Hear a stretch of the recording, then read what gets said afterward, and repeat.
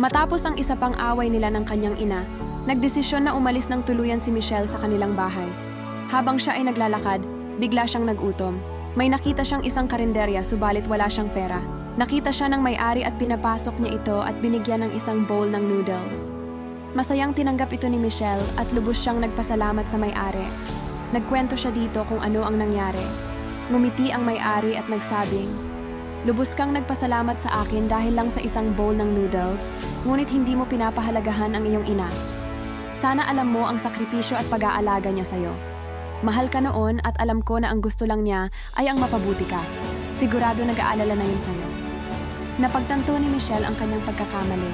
Nagmamadali siyang umuwi para humingi ng tawad sa kanyang ina.